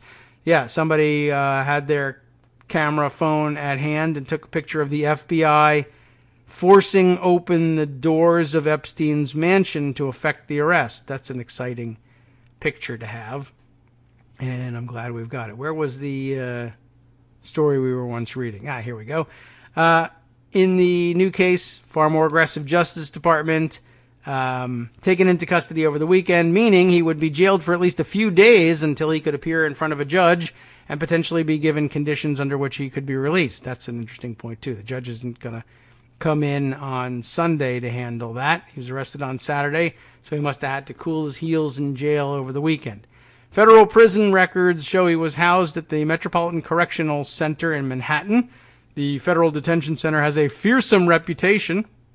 One inmate who spent time there and at Guantanamo Bay in Cuba said the military detention facility was more pleasant. So that's good. We really shouldn't be doing that to people in general, but what can you do? Jeffrey Epstein makes you want to do those things. You shouldn't, but look what you made me do. It works for everybody else, right? Prosecutors could run into challenges if the new charges overlap with conduct that was covered by Epstein's guilty plea, maybe, because that might get thrown out. Though a person familiar with the case said officials were not particularly concerned about that, because I think that's going to get trashed pretty soon. That means the charges are likely to involve new victims or new conduct that was not a part of Epstein's previous deal, and I'm sure that's the foundation of it anyway. Representative Lois Frankel of Florida, who confronted Acosta about his role in the plea deal during a congressional hearing, said, "For too long, Jeffrey Epstein has walked free and avoided the consequences of his crime. There are still many questions to be answered. With that said, this indictment is a positive step towards putting this sexual predator away and giving justice to the survivors. It's a very small step, and it will be a step that's over in a couple hours, if not already the case. He'll be out of jail again, and a huge flight risk, and I hope they're keeping a good eye on him. And we don't really care who goes to jail along with him, just so long as the right parties are brought to justice. And if they're Democrats, well, have a good time in jail. And if they're Republicans, then I hope you have a lousy time in jail. That's the big difference for me. How about that? I'm willing to stand by that. Let's see. Other interesting stories to share with you. Let's see. The direction to go in next, I have no idea. Well, let's see. Let me bring up this fun, quick point from our good friend Darkside, Stephen Andrew, and you may remember him as Darkside. Brought it up on Twitter, Darkside from Daily Kos, of course. And this is a story that I think, was this over the weekend, or did we miss this one on Friday? Just too many crazy things going on to get to everything. So he's got this story here. He's got the tweet, Darkside does, of Jim Borg. Jim Borg, a Reuters news picture editor in charge of Washington, D.C., and he has this and a couple other very interesting pictures. Apparently, there was yet another one of these stupid gatherings of the Proud Boys, this time in Washington, D.C. For what purpose, I do not know, but it's usually for trolling purposes that they do these things. Got themselves, I guess, some kind of a permit to have a rally somewhere, and lots of photos taken of the police protection afforded to them and the members of the Proud Boys fist bumping the police assigned to protection detail. A Washington, D.C. Metropolitan Police officer, here in Jim Borg's tweet, says he greets a member of the Proud Boys group with a fist bump as the right-wing activists take part in a rally in support of free speech rights in Washington, D.C. Now, you don't actually need to do that very often, although I will say it's true that free speech rights are very often threatened in this country, but they're most often they end up being threatened by Proud Boys. That is just, since we're on the subject of pretextual explanations these days, that's the pretext the Proud Boys use to gather and hold rallies. We're rallying in protection and in support of the First Amendment, and facially, that's ordinarily considered a good reason to have such a rally, and so their permits are usually granted. Then they go out and beat up people that have contrary views. So, whatever. Anyhow, here I thought the more interesting observation was Dark Side's, that Fox News missed the story of the year. What we have here is a picture of an actual terrorist fist bump. Remember when that was the issue? It was Barack Obama hung out to dry on the terrorist fist bump, or as they said, terrorist fist jab, back in the days when Fox was pretending that they had never seen two human beings bump fists in support of anything other than terrorism. I don't know where they came up with that explanation, but here it has happened again, and apparently nobody's concerned. So good catch from Dark Side. And let's see. Next up in the batting order here. Let's see. Where will we go with this one? Shall we head back to... Gosh, it's a tough call. All right, let's go this way. Greg Sargent, I saw tweet this one out. We might not have to spend a great deal of time on this one, but another interesting data point in the continuing battle over impeachment. Is it cool or is it not? Nancy Pelosi didn't have a great weekend either. She was written up in a couple of different profiles. Who knows? They may have been extracts all from the same profile. I didn't read it. It wasn't of that much interest to me. I know where she is on impeachment, and I know what the job is of impeachment advocates to see if they can't get her to change her mind, and I know more or less how she's going to play it until then, and I'm not interested in the actual rationales that she's offering up for what she's doing. I think they're all pretextual too, and none of them that we've examined so far hold up to much scrutiny. However, she seems to be digging herself into a deeper and deeper hole. Some of the criticism that stems from these profiles is more valid than others. Some of it, I think, is intentionally being hyped in ways that will, that reflect poorly on her, though I think she deserves a lot of the scrutiny and a lot of the negative light. Some of them, I think, at some point, I guess it becomes counterproductive to worry too much about launching a new attack on Nancy Pelosi. And, of course, there is some validity to the point being brought up by others who aren't necessarily, I don't think, neatly fit into the category of apologists. So we won't hang that label on them, but that's already there. People are putting it on them. But it's valid to point out, hey, well, at some level, maybe the attacks ought to be leveled with greater frequency, focused more exclusively on Donald Trump and the Republican malefactors in all of this, and not at Nancy Pelosi. On the other hand, it's also perfectly valid to say, yeah, well, there's a job that should be getting done here, and it's not. Greg Sargent's latest tweet fits into that category, I guess, as he points out in a clip from an Intercept article. We'll have to make it quick here and bring out the point in the next 30 seconds or so. As Medhir Hassan points out in The Intercept, we're now at the point where Trump lawyers are citing the refusal to launch an impeachment inquiry as their argument against House Democratic oversight of Trump. We'll have to read you the excerpt, and exclusively that excerpt from The Intercept, because that makes a good point, whereas I think the general premise of the entire article itself is not one I would uphold. Hi everybody, it's me, David. Let's change things up from the old fundraising pitch for just a minute and talk instead about how you can be a part of our show. If you've got a smartphone or any other electronic recording device, why not sit down and record a segment for us? Read us an important article and give us your take. Read one of your own original essays, or even just give us your commentary on something you'd like to share that's important to you. Then send the file to me at kagrox@gmail.com, and I'll try and work it into the show.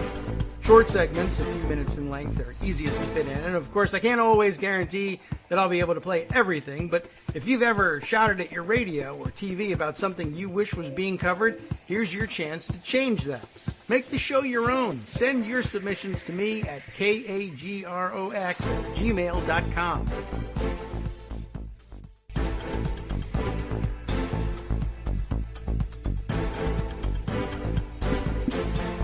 Welcome back now to the Kagro in the Morning Show here on Netroots Radio. Let things run a little bit long here as I'm reviewing what's going on.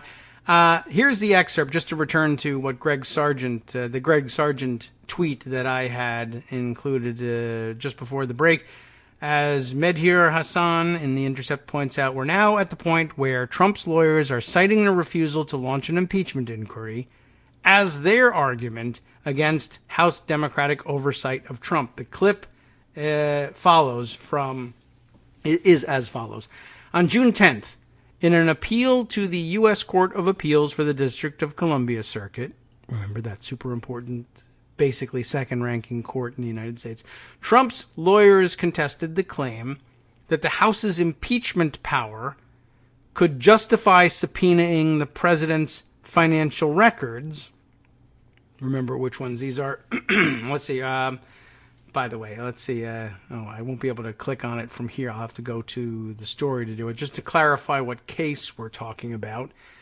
Well, let's see. First of all, I guess we'll open up the Intercept article so that it's handy and we can actually do that.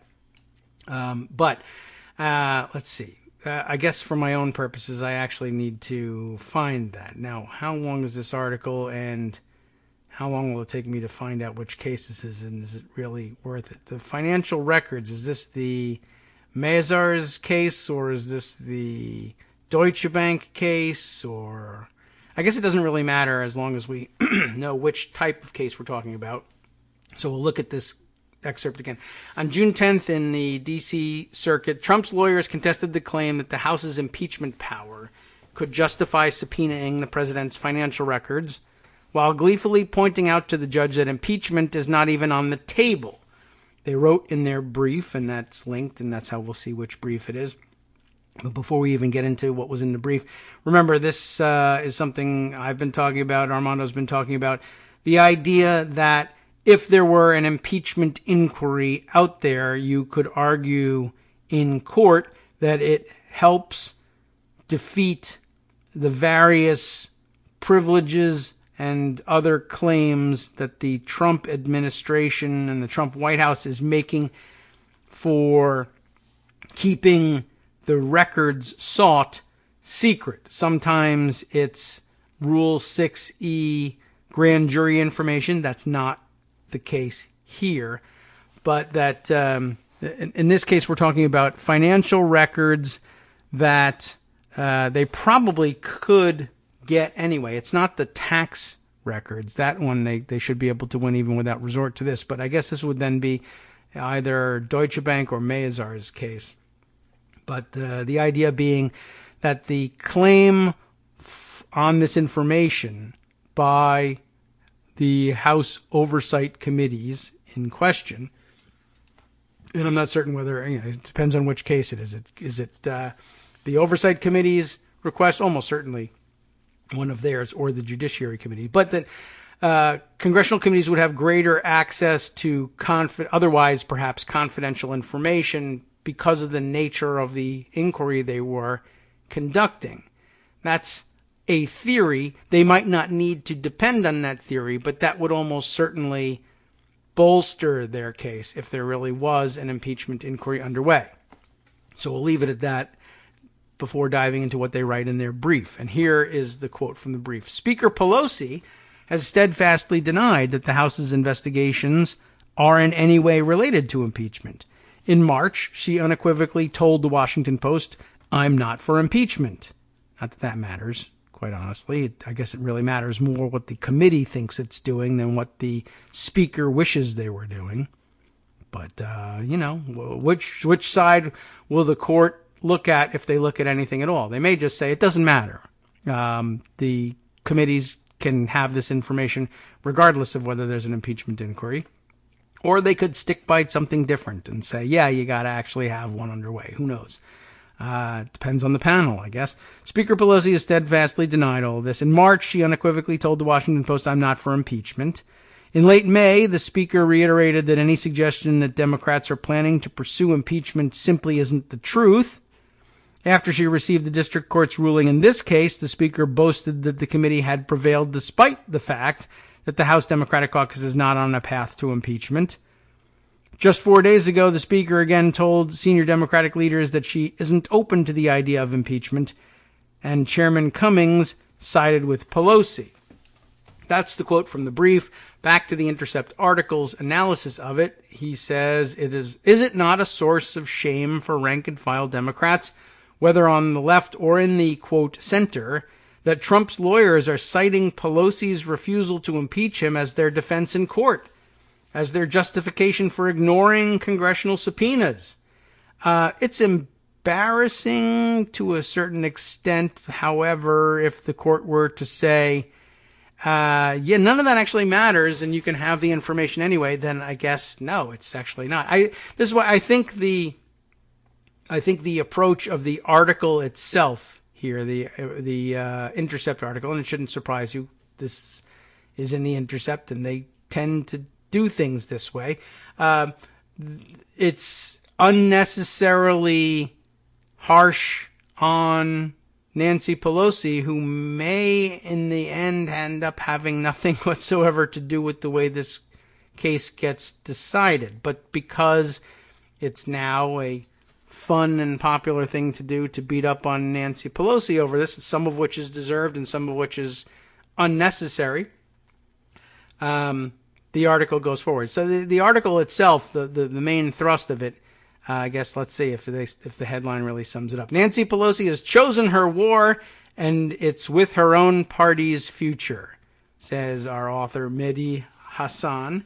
And there are many premises posited for this conclusion, not all of which have anything to do with impeachment. The other one being the weekend's sensational story that Pelosi apparently had critical words for, once again, Alexandria Ocasio-Cortez, Ilhan Omar, Rashida Tlaib, and this time including Ayanna Pressley as well.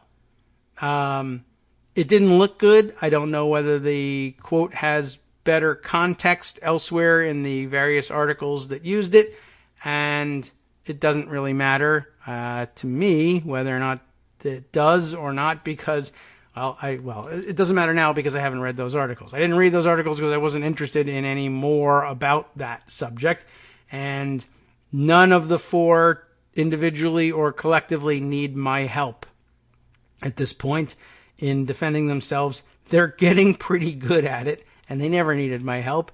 I simply note it for the record that it's happening and give my own opinion on it, but they don't need me. They're doing fine.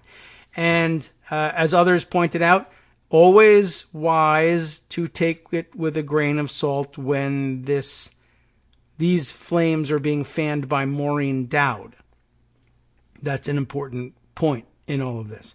So I'm not sure I love the premise or accept the premise of the article as a whole, but it is worth pointing out the part that Greg Sargent pointed out, that the administration itself is now in court saying you shouldn't give these committees access to the information they want, because even Speaker Pelosi says that there's no impeachment drive going on here. The unstated part of it, though, I think helps unravel some of this, is, well, to the extent that this court feels that it's necessary that there be an impeachment proceeding in order to grant the oversight committees access to this information, that might be important.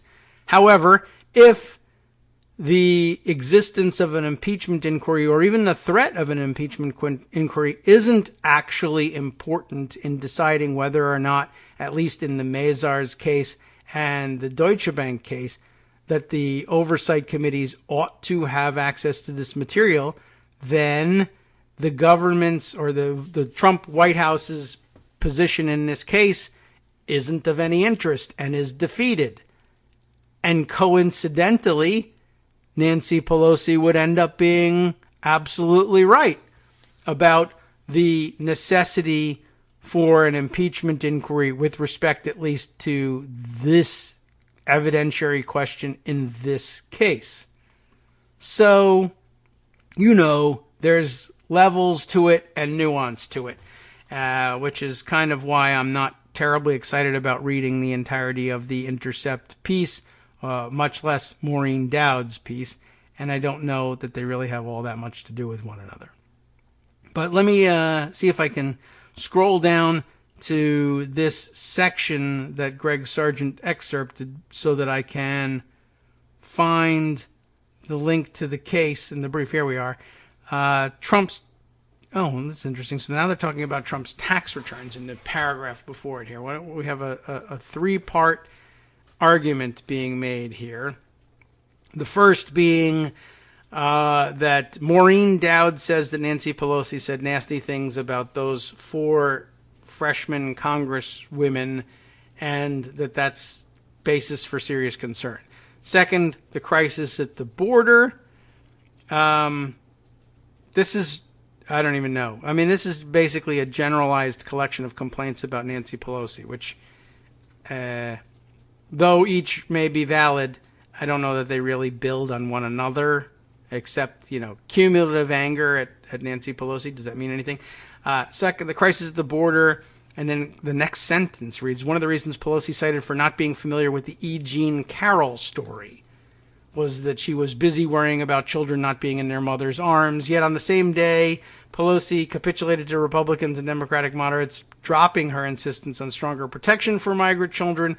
Then I'm sure somewhere in here is mention that of the fact that Nancy Pelosi, and I think here actually kind of correctly, saying, answering critics who wondered why wasn't she doing more about E. Jean Carroll's claims, and answering, I don't know what the role of Congress is in that story. I don't really either. I mean, you could hold hearings on it, I suppose, but it really isn't a matter for Congress when there's so many other things that that they could be investigating, and it's as important as any of them. But it's also, I mean, what role has there been besides holding hearings and trying to expose the story in the claims of the previous claims made by women who insist that Donald Trump sexually assaulted them? I don't know. I don't think she's wrong in that. It's troubling to hear it put that way, but it's not as though there weren't other things that the Congress could be more effective in and have a more clearly defined role in that result in the same thing. Anyway, moving on to the third reason here in this tripartite argument, Trump's tax returns. Last Tuesday, almost exactly 6 months after Democrats won control of the House, they finally took the President of the United States to court and try and force disclosure of his financial records. Trump administration officials and Trump's army of personal lawyers have offered a range of excuses for refusing to release these records and for defying congressional subpoenas in the process. But as Slate's Mark Joseph Stern has noted, one in particular stands out from the rest, except it doesn't come in the tax case. It comes in a different case. It comes in the Mazars case. Now we have the answer because I can click through to what brief it is that was mentioned in that clip that Greg Sargent took from the article. So it's kind of a weird argument. 1, the border. 2, E. Jean Carroll, maybe sort of, plus also the border. So maybe it's not 2. And 3, Trump's tax returns. And to prove the point about Trump's tax returns, here's something from a case that's not about Trump's tax returns. It's not a really good article, to be honest. I didn't give it a very thorough reading, but it's weird that you can debunk it by skimming it. I worry that it's the basis of, and I worry if it's the basis of your thoughts about what to do about Nancy Pelosi. There are better written articles and critiques of her elsewhere. But good eye by Greg Sargent picking that one out. It is at least worth mentioning in support of the case that, in support of the argument that not impeaching will be used by the Trump administration, at least in the court of public opinion, as exoneration. Nancy Pelosi says this is one of the more nonsensical arguments she's made against impeachment. Well, if we impeach him and we send it to the Senate won't convict, and he will use the lack of a conviction to claim exoneration. And critics responded correctly that he will use the lack of an indictment from the House of Representatives. In the analogy of impeachment to a criminal proceeding, they'll use the lack of an indictment as evidence of exoneration.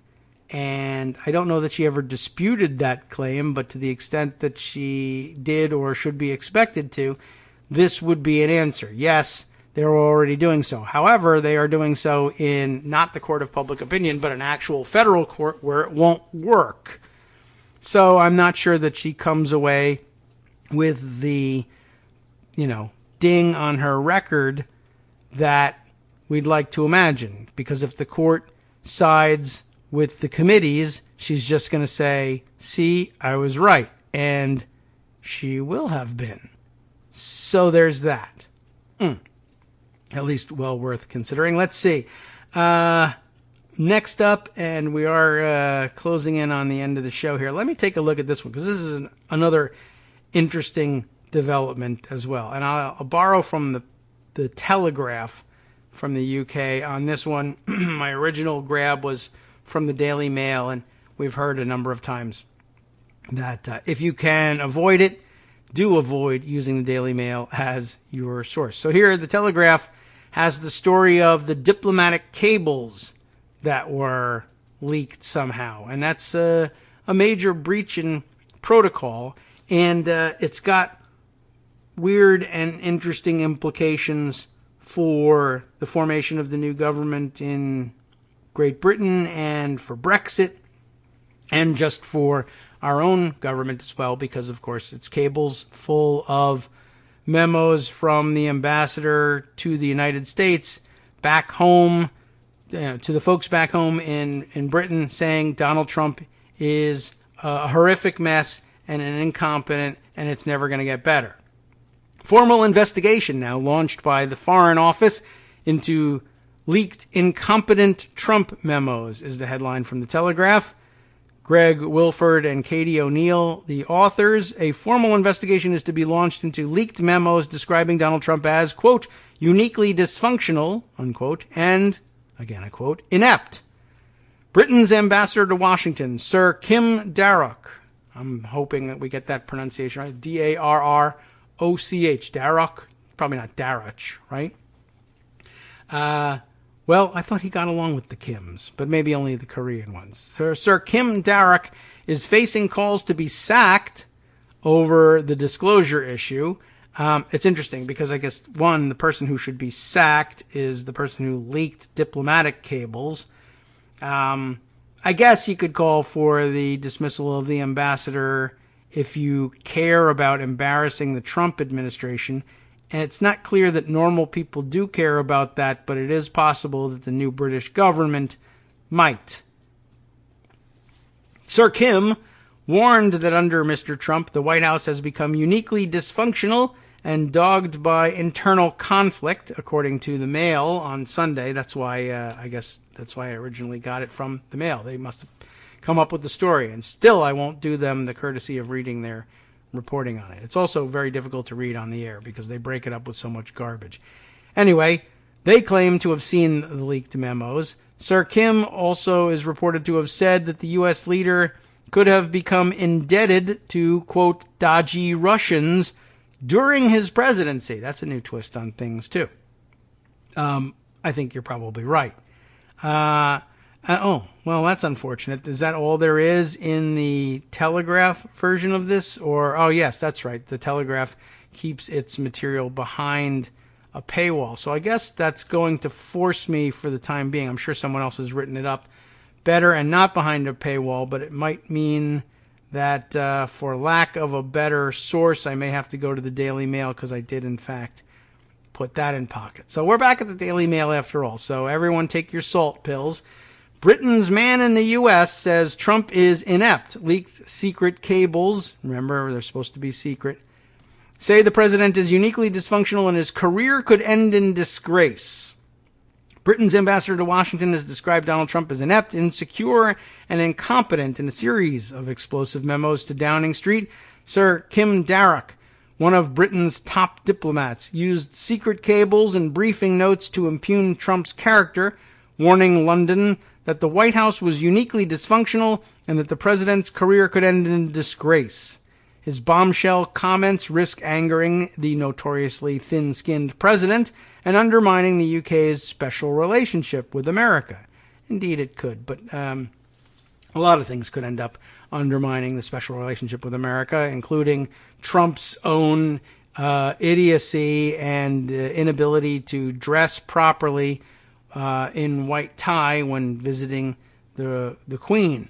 I mean, people are going to say, you look like a clown.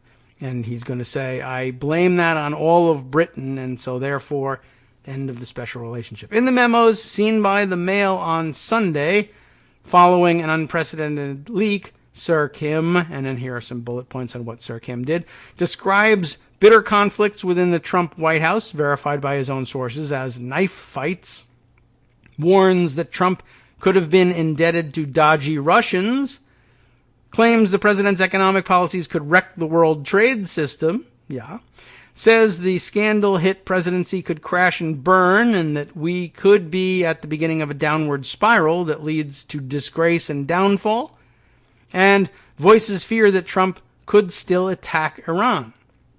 In one of the most sensitive documents, Sir Kim writes, we don't really believe this administration is going to become substantially more normal or less dysfunctional or less unpredictable, less faction-riven, less diplomatically clumsy and inept, which is ironic.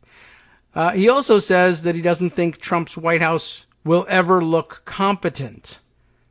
In reference to Trump's ability to shrug off controversies in a life which has been mired in scandal, he says that the president may nonetheless emerge from the flames, battered but intact, like Schwarzenegger in the final scenes of The Terminator. Not Schwarzenegger in his political career, but in the movies. He warns senior politicians in London do not write him off. And I guess it would be difficult to do that. The leak is embarrassingly timed for the British government, coming just weeks after the Queen welcomed Trump and his family, welcomed Trump and his family came along, with a 41-gun salute and a state banquet at Buckingham Palace as part of a diplomatic drive to secure a post-Brexit free trade deal. That's the first explanation I've actually seen for the visit. I'm sure it was out there all the time. We were just busy focusing on his clothing not fitting. In a memo sent after the visit, Sir Kim warned that while Trump and his team had been dazzled by the visit, and that was the point of it, and the UK might be flavor of the month, Trump's White House remained self-interested. This is still the land of America first. The Washington files span the period from 2017 to the present, covering everything from Trump's policy in the Middle East to his 2020 re-election plans. One account of a Trump rally says that there is a credible path for Trump to win a second term in the White House, but describes the crowd as almost exclusively white. Yeah, that's true. In what is likely to be regarded as a patronizing passage in the cache, officials in London are told that in order to deal with Trump effectively, quote, you need to make your points simple, even blunt. The most incendiary paper is a letter sent to National Security Advisor Sir Mark Sedwill on June 22, 2017, 150 days into the Trump administration, and copied to what Sir Kim describes as a strictly limited number of senior figures in Downing Street and the Foreign Office. The document, sent ahead of a National Security Council discussion on the UK-US relationship, paints a damning picture of the president's personality and leadership style. Oh, by the way, I wonder whether the coincidental emergency meetings of the national security advisors in the UK, that was, I said, coincidental with the weird recall of Mike Pence to the White House when Trump died. You remember all of that. People were saying, oh, maybe this is related and maybe he plans to attack Iran immediately, and the UK found out about it, and they're busy considering it in their National Security Council. Maybe they convened their National Security Council for entirely separate reasons, and maybe this was it, that this is about to leak. That's some interesting thought. Anyway, So this document says media reports of vicious infighting and chaos inside the White House, dismissed by Trump as fake news, are mostly true.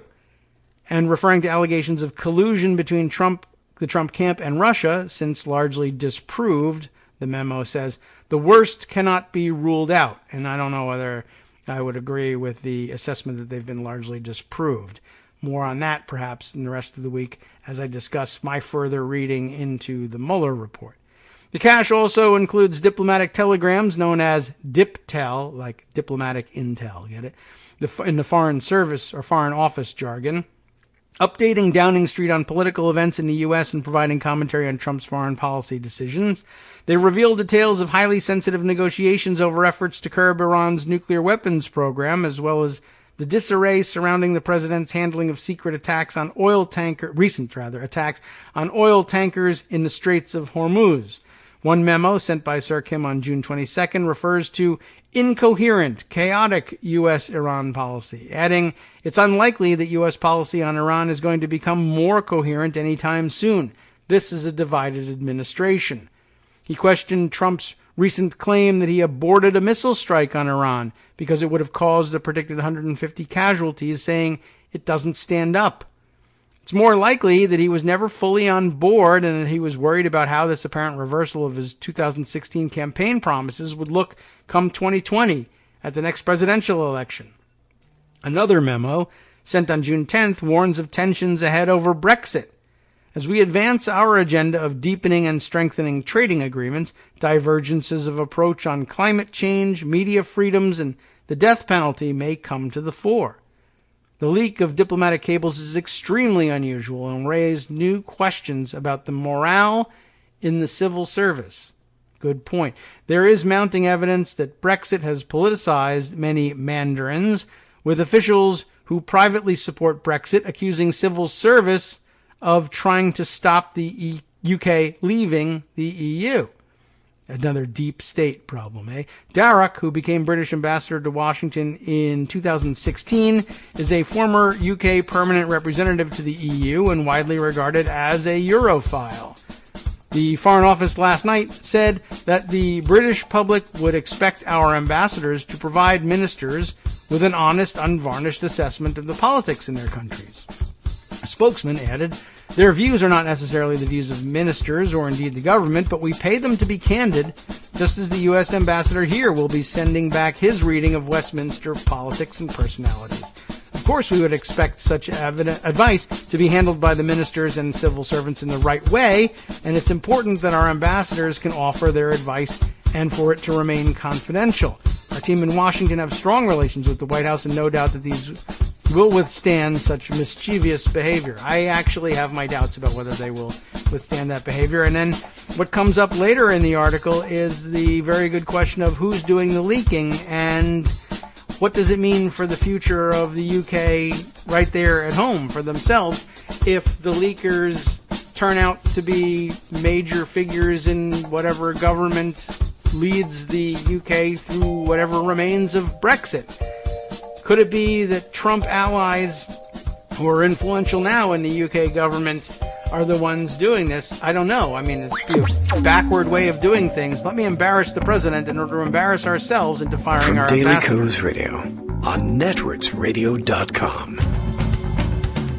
You have been listening to the Kagro in the Morning Show with David Waldman. Very complex and complicated, but next up, the West Coast Cookbook and Speakeasy with Justice Putnam. He's got all sorts of stories for you, some of which I will be able to squeeze in here. Let me see here. Trump claims he didn't know about all those undocumented workers he hired at his Trump properties. That's possible, but he doesn't know much about anything. Much more after this.